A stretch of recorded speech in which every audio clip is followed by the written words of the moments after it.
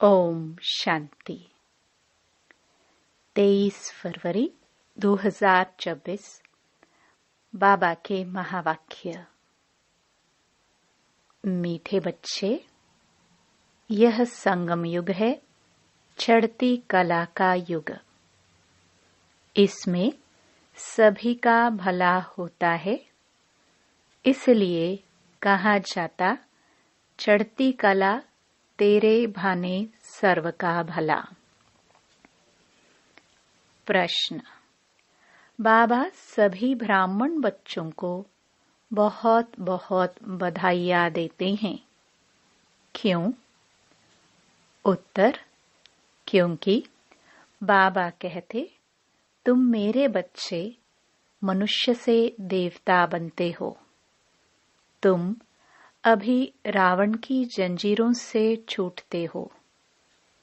तुम स्वर्ग की राजाई पाते हो, पास विद ऑनर बनते हो।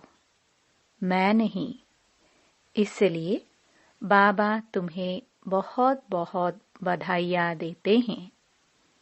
तुम आत्माएं पतंग हो, तुम्हारी डोर मेरे हाथ में है। मैं तुम्हें स्वर्ग का मालिक बनाता हूँ।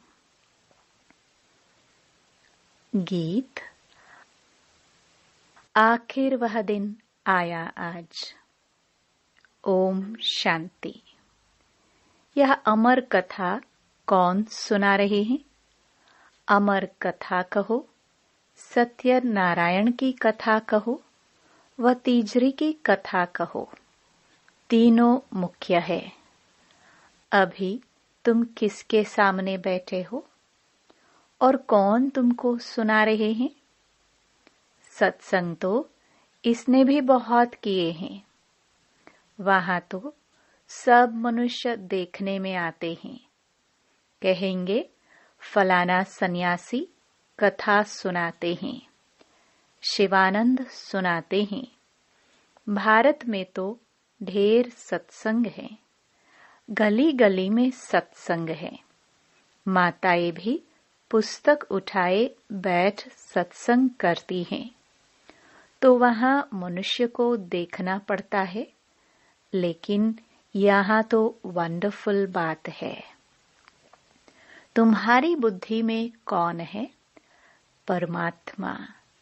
तुम कहते हो अभी बाबा सामने आया हुआ है। निराकार बाबा हमको पढ़ाते हैं। मनुष्य कहेंगे वह ईश्वर तो नाम रूप से न्यारा है। बाप समझाते हैं कि नाम रूप से न्यारी कोई चीज है नहीं।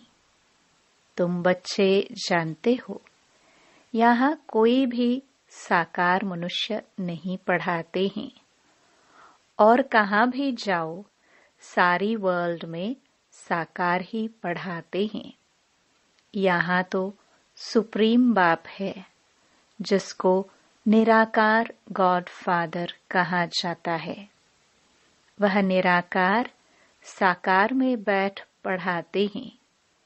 यह बिल्कुल नई बात हुई। जन्म बाई जन्म तुम सुनते आए हो, यह फलाना पंडित है, गुरु है, ढेर के ढेर नाम है। भारत तो बहुत बड़ा है। जो भी कुछ सिखाते हैं, समझाते हैं, वह मनुष्य ही हैं। मनुष्य ही शिष्य बने हुए हैं। अनेक प्रकार के मनुष्य हैं। फलाना सुनाते हैं, हमेशा शरीर का नाम लिया जाता है। भक्ति मार्ग में निराकार को बुलाते हैं कि हे पतित पावन आओ। वही आकर बच्चों को समझाते हैं। तुम बच्चे जानते हो कि कल्प कल्प सारी दुनिया जो पतित बन जाती है, उनको पावन करने वाला एक ही निराकार बाप है। तुम यहाँ जो बैठे हो, तुम्हारे में भी कोई कच्चे हैं, कोई पक्के हैं, क्योंकि आधा कल्प तुम देह अभिमानी बने हो। अब देही अभिमानी इस जन्म में बनना है। तुम्हारी देह में रहने वाली जो आत्मा है उनको परमात्मा बैठ समझाते हैं। आत्मा ही संस्कार ले जाती है। आत्मा कहती है ऑर्गन्स द्वारा कि मैं फलाना हूँ, परंतु आत्म अभिमानी तो कोई है नहीं। बाप समझाते हैं जो इस भारत में सूर्यवंशी चंद्रवंशी थे वही इस समय आकर ब्राह्मण बनेंगे, फिर देवता बनेंगे। मनुष्य देह अभिमानी रहने की आदती है।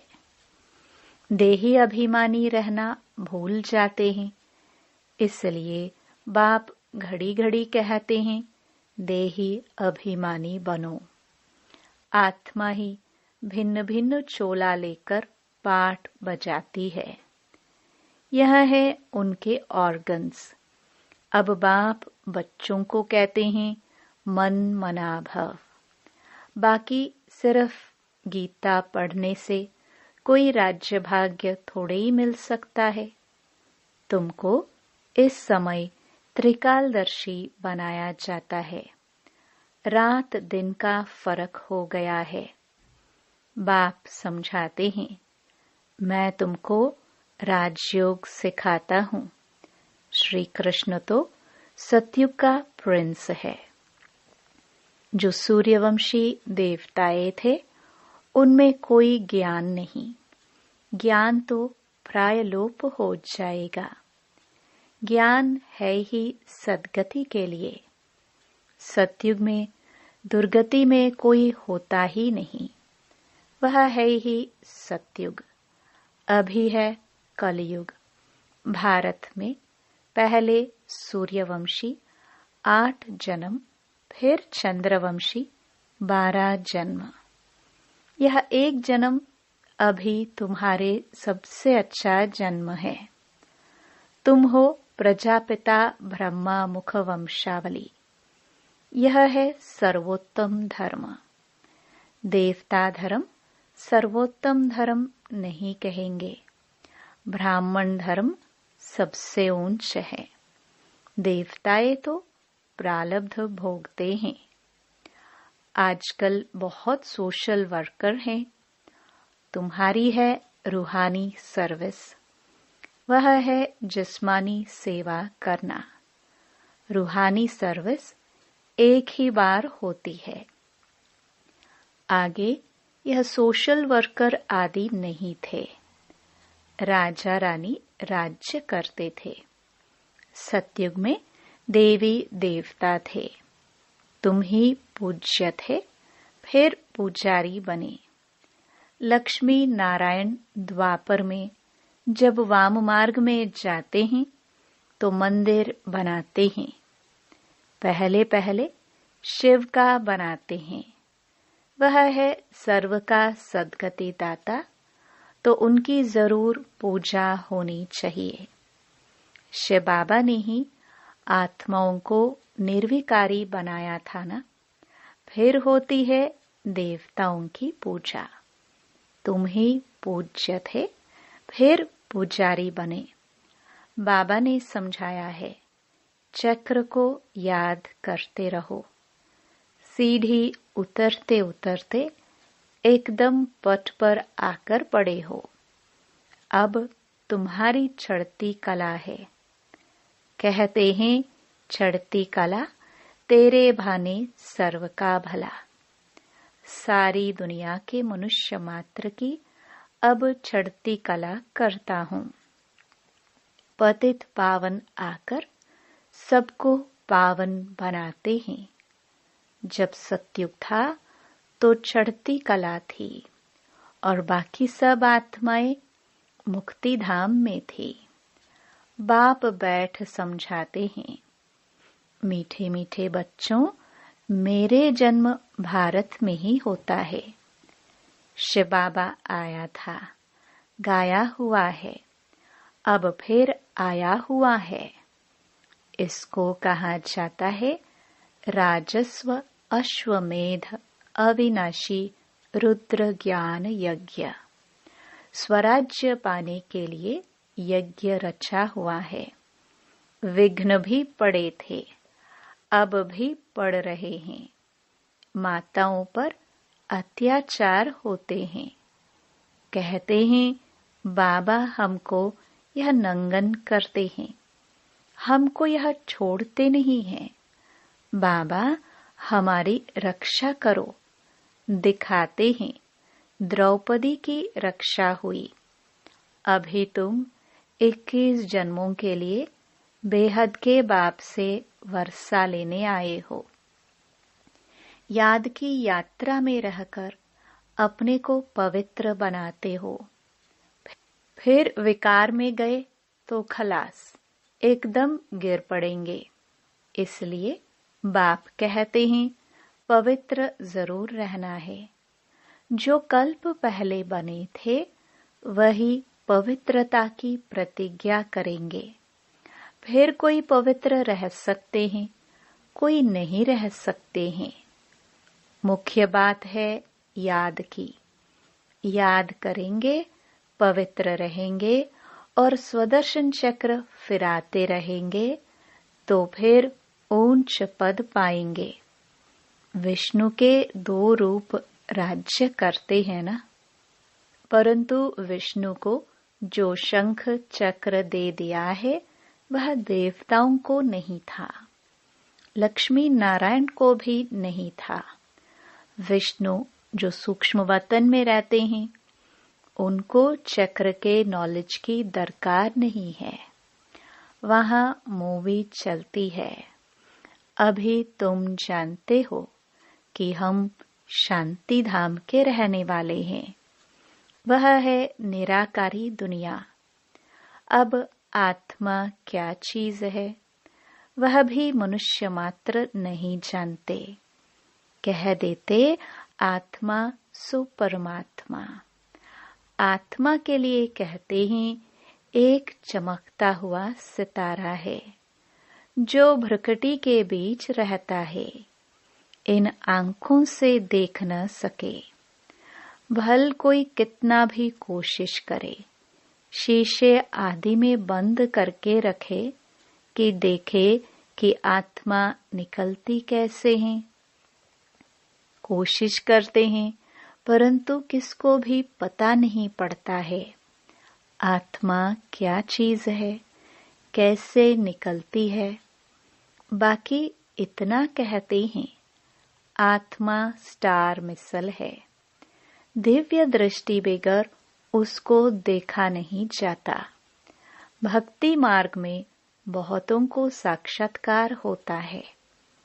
लिखा हुआ है अर्जुन को साक्षात्कार हुआ, अखंड ज्योति है। अर्जुन ने कहा हम सहन नहीं कर सकते। बाप समझाते हैं इतना तेजोमय आदि कुछ है नहीं। जैसे आत्मा आकर शरीर में प्रवेश करती है, पता थोड़ी पड़ता है। अब तुम भी जानते हो कि बाबा कैसे प्रवेश कर बोलते हैं। आत्मा आकर बोलती है। यह भी ड्रामा में सारी नोंद है। इसमें कोई के ताकत की बात नहीं। आत्मा कोई शरीर छोड़ जाती नहीं है। यह साक्षात्कार की बात है। वंडरफुल बात है ना। बाप कहते हैं मैं साधारण तन में आता हूँ। आत्मा को बुलाते हैं ना। आगे आत्माओं को बुलाकर उनसे पूछते भी थे। अभी तो तमो प्रधान बन गए हैं ना। बाप आते ही इसलिए हैं कि हम जाकर पतितों को पावन बनाए। कहते भी हैं 84 जन्म, तो समझना चाहिए कि जो पहले आए हैं उन्होंने ही जरूर 84 जन्म लिए होंगे। वह तो लाखों वर्ष कह देते हैं। अब बाप समझाते हैं तुमको स्वर्ग में भेजा था। तुमने जाकर राज्य किया था। तुम भारतवासियों को स्वर्ग में भेजा था। राजयोग सिखाया था संगम पर। बाप कहते हैं, मैं कल्प के संगम युगे आता हूँ। गीता में फिर युगे युगे अक्षर लिख दिया है। अभी तुम जानते हो हम सीढ़ी कैसे उतरते हैं, फिर चढ़ते हैं। चढ़ती कला, फिर उतरती कला। अभी यह संगम युग है, सर्व की चढ़ती कला का युग। सब चढ़ जाते हैं, सब ऊपर में जाएंगे, फिर तुम आएंगे स्वर्ग में पाठ बजाने। सतयुग में दूसरा कोई धर्म नहीं था। उनको कहा जाता है वाइसलेस वर्ल्ड। फिर देवी देवताएं वाम मार्ग में जाकर सब विश्वस होने लगते हैं, यथा राजा रानी तथा प्रजा। बाप समझाते हैं, हे भारतवासी, तुम वाइसलेस वर्ल्ड में थे, अब है विश्वस वर्ल्ड। अनेक धर्म हैं, बाकी एक देवी देवता धर्म नहीं है। जरूर जब न हो तब तो फिर स्थापन हो। बाप कहते हैं, मैं ब्रह्मा द्वारा आकर आदि सनातन देवी देवता धर्म की स्थापना करता हूँ। यहाँ ही करेगा ना, सूक्ष्म वतन में तो नहीं करेंगे। लिखा हुआ है, ब्रह्मा द्वारा आदि सनातन देवी देवता धर्म की रचना रचते हैं। तुमको इस समय पावन नहीं कहेंगे, पावन बन रहे हैं। टाइम तो लगता है ना। पतित से पावन कैसे बने, यह कोई भी शास्त्रों में नहीं है। वास्तव में महिमा तो एक बाप की है। उस बाप को भूलने के कारण ही ऑर्फन बन पड़े हैं।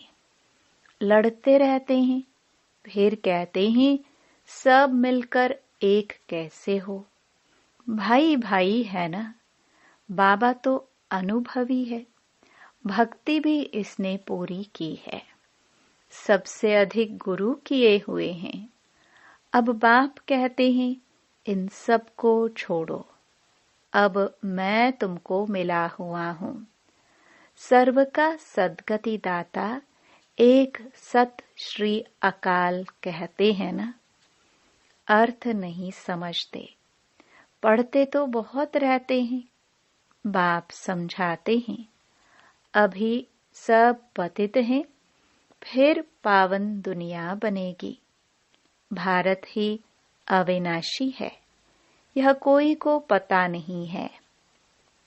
भारत का अभी विनाश नहीं होता और न कभी प्रलय होती है।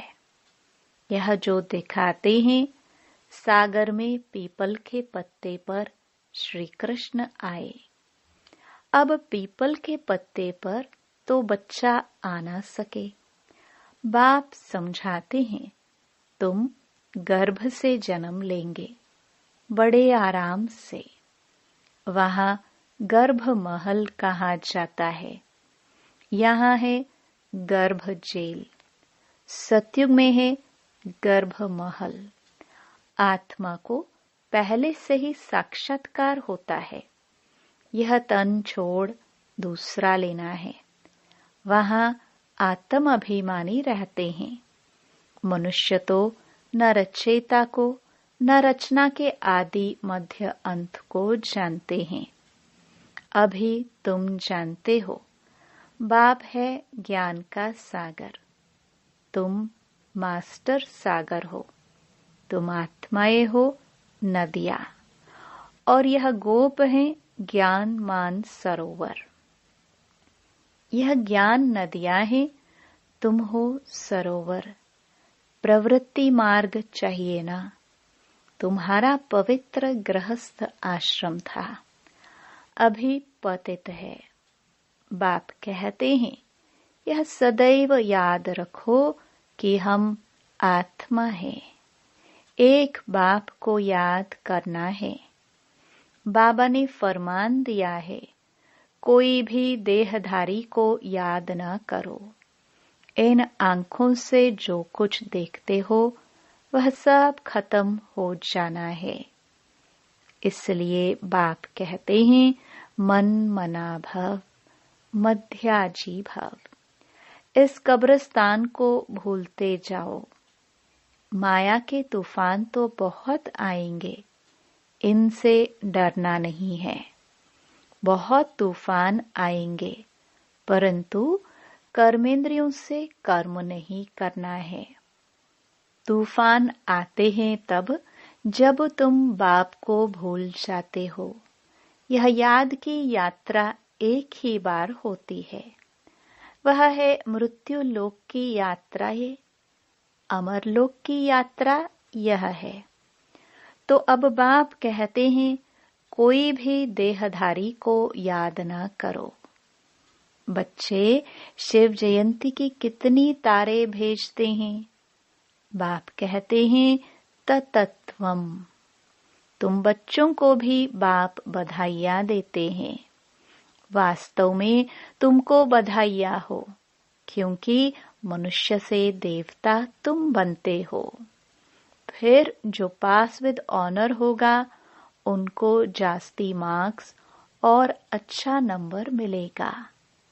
बाप तुमको बधाइयाँ देते हैं कि अब तुम रावण की जंजीरों से छूटते हो। सभी आत्माएं पतंगे हैं। सबकी रस्सी बाप के हाथ में है। वह सबको ले जाएंगे। सर्व के सद्गति दाता है। परंतु तुम स्वर्ग की राजाई पाने के लिए पुरुषार्थ कर रहे हो।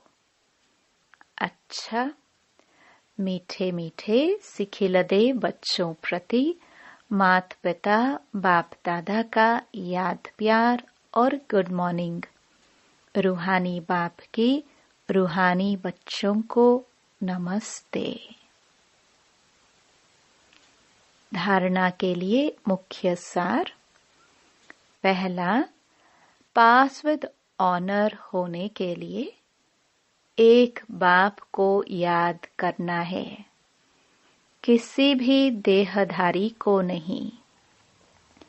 इन आंखों से जो दिखाई देता है उसे देखते भी नहीं देखना है।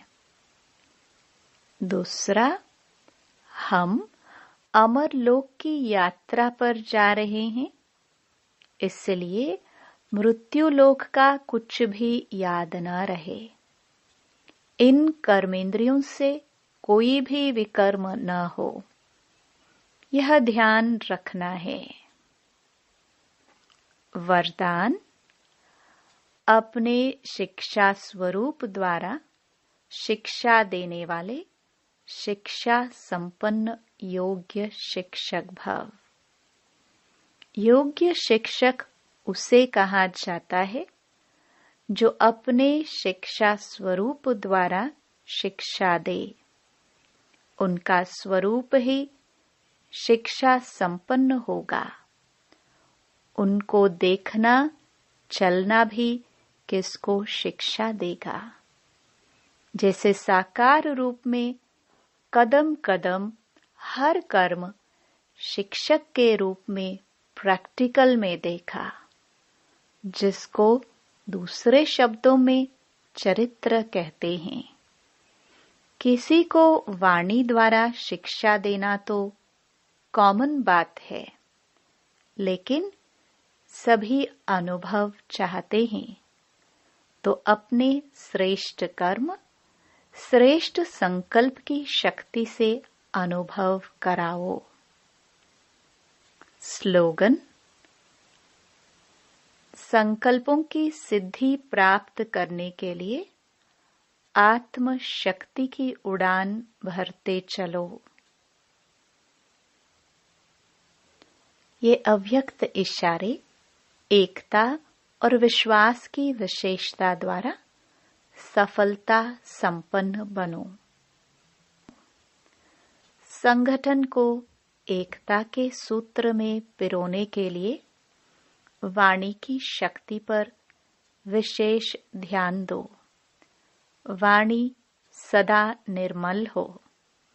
कम बोलो, धीरे बोलो और मीठा बोलो।